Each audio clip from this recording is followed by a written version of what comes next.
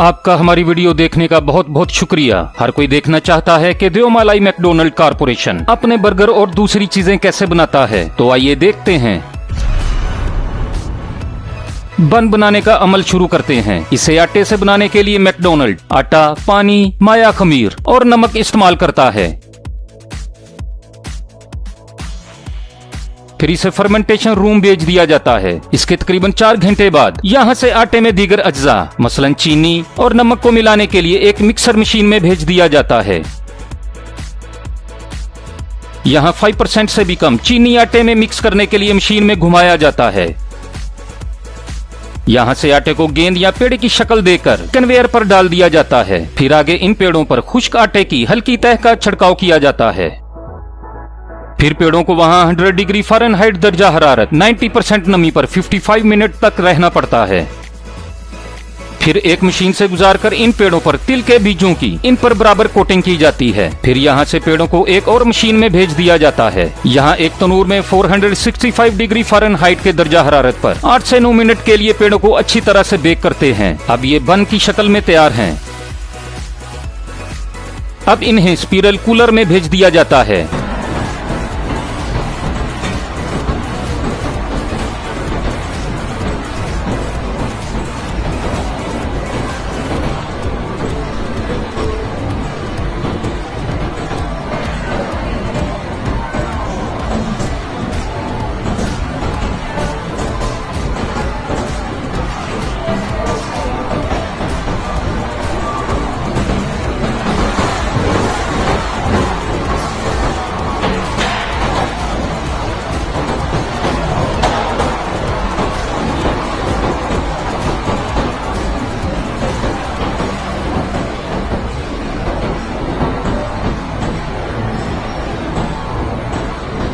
यहाँ 27 मिनट के बाद बन ठंडे हो जाते हैं। फिर इनकी जांच पड़ताल करने वाले माहिरीन इनकी जांच करते हैं। फिर इनके स्लाइसेस करने के बाद पैकिंग की जाती है और अब इन्हें रेस्तुरां में भेज दिया जाता है। इस्तेमाल से पहले इन्हें एक खास ओवन में ब्राउन किया जाता है।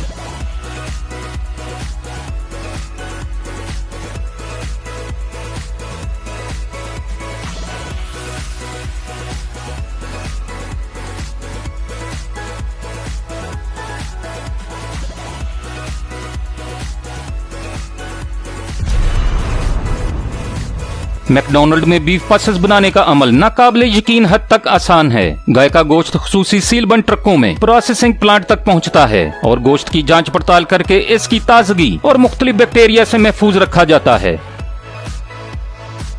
इसके बाद गोश्त में एक फैट मिलाकर एक बड़ी ग्राइंडर मशीन से इसे पीस दिया जाता है।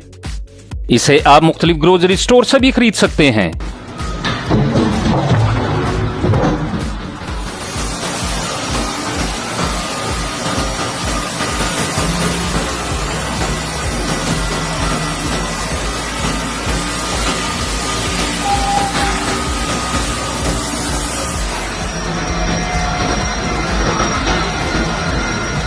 फिर इसे एक खास डिवाइस से बीफ पैटीज की शक्ल दी जाती है। यहाँ से फौरी तौर पर इन पैटीज को एक बड़े फ्रीजर में भेज दिया जाता है। यहाँ इन्हें 24 मिनट तक रखा जाता है। इसके बाद इन्हें पैक करके रेस्तुरां में भेज दिया जाता है। अदादुशुमार के मुताबिक एक फैक्ट्री में एक दिन में तकरीबन 30 लाख पैटीज तैयार की जाती हैं। इन पैटीज को रेस्तुरां में इस मशीन में दोनों तरफ से 155 डिग्री फ़ारेनहाइट दर्जा हरारत में पकाया जाता है। यकीनन आप पनीर के लजीज टुकड़ों के बगैर बर्गर नहीं बना सकते। चेक करें कि वो कैसे इन्हें बनाते हैं।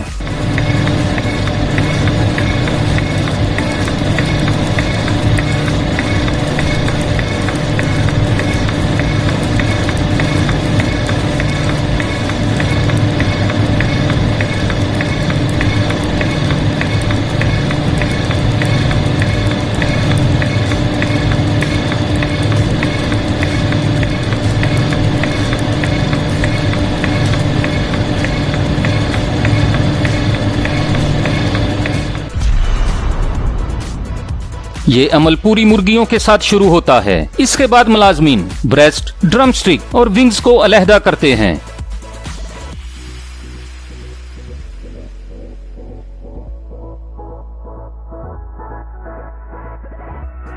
बाकी गोश्त को ब्लेंडिंग रूम में भेज दिया जाता है और फिर ब्लेंडर में से गुजारकर इसे पीस लिया जाता है।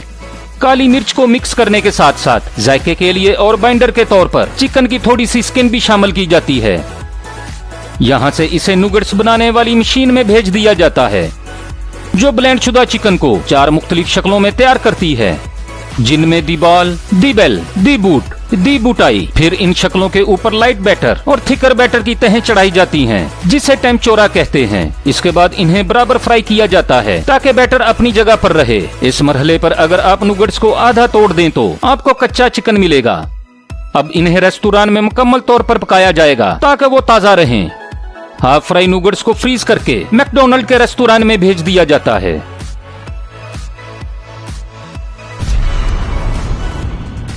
मैकडोनल्ड बर्गर में इस्तेमाल करने के लिए आला मेयार की लेटेस उगाई जाती हैं।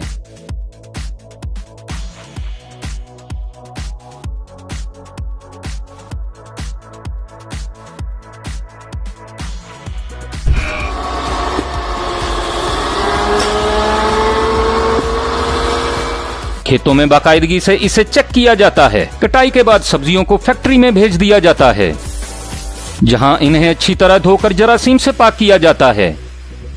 अगले मरहले में माहिरीन इनकी ताजगी को चेक करते हैं और किसी भी खराब पत्ते को हटा दिया जाता है। फिर लेटेस को रेस्टोरेंट में पेश करने के लिए जरूरत के मुताबिक काटा जाता है।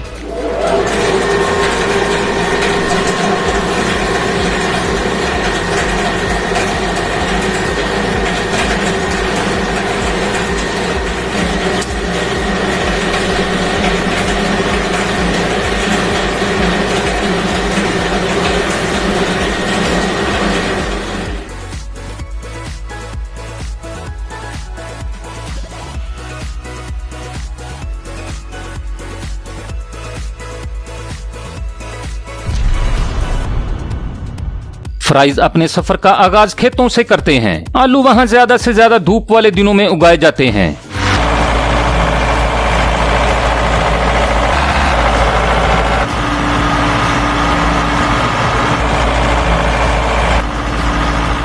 खेतों से लाने के बाद आलू को एक बड़े पोटैटो पिलर में डाल दिया जाता है। इसका ऑपरेशन वॉशिंग मशीन से बहुत मिलता जुलता है। ड्रम के अंदर एक खुरचने वाली अंदरूनी सतह भी होती है। इसके बाद आलू मजीद आगे भेजा जाता है, जहां इन्हें अच्छी तरह धोया जाता है। फिर आलू को ब्लेडर की सीरीज से गुजारा जाता है। ब्लेडर की ये सीरीज आलू को फ्राइज में काटती है। ये नोट करना जरूरी है कि यहाँ से फ्राइज को 37 माइल पर आवर से गुजारा जाता है।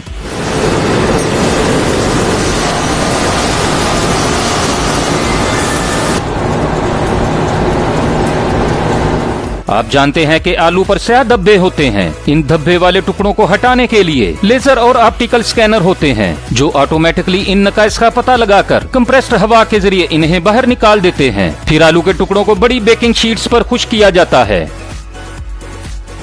इसी वक्त माहिरीन आखिरी मेयार की जांच करते हैं। इसके बाद वो आलू को फ्रीज करके पैक करते हैं।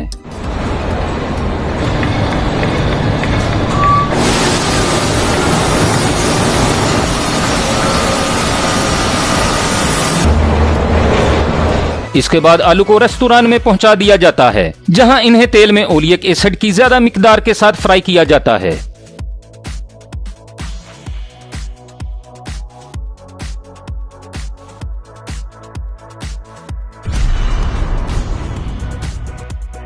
केचप की रेसिपी के लिए टमाटर, चीनी, नमक, मसाला जात और सिरका इस्तेमाल किया जाता है। केचप की तैयारी के लिए टमाटर खास फार्म्स में उगाए जाते हैं, जहां पर सिर्फ मुंतखब बीज इस्तेमाल किया जाता है। ऐसा बीज के फ्यूचर में केचप की तैयारी में मॉइस्चर कंटेंट या स्टार्च डालने की जरूरत ना पड़े।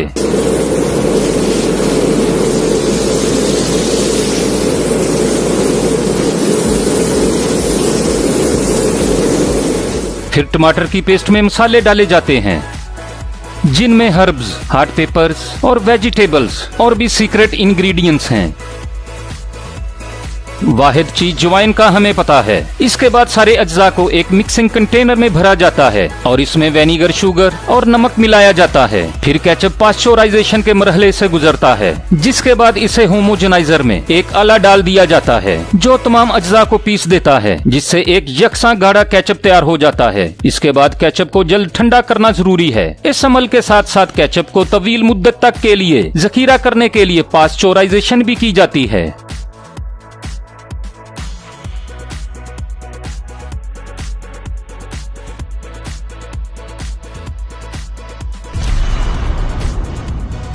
रेस्तोरां तक मछलियां पहुंचाने से पहले मछलियों को बड़ी तादाद में समंदर से जाल के साथ पकड़ा जाता है।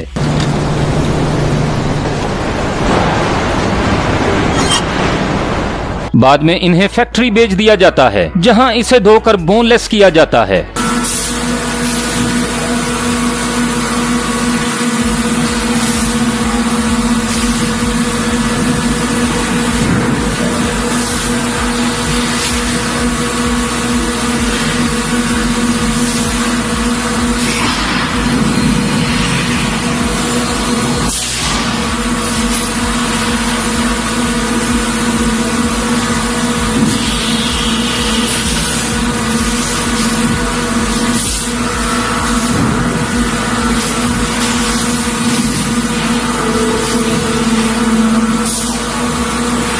फिर मछली के बड़े ब्लॉक्स को अगली फैक्ट्री में पहुंचाया जाता है, जहां पर एक खुसूसी मशीन ब्लॉक को 150 हिस्सों में तकसीम करती है। यहां इसे बैटर की तह से ढांप दिया जाता है, जिसके बाद कन्वेयर बेल्ट के जरिए आगे बढ़ाया जाता है। इसके बाद मछली को फ्रीज किया जाता है।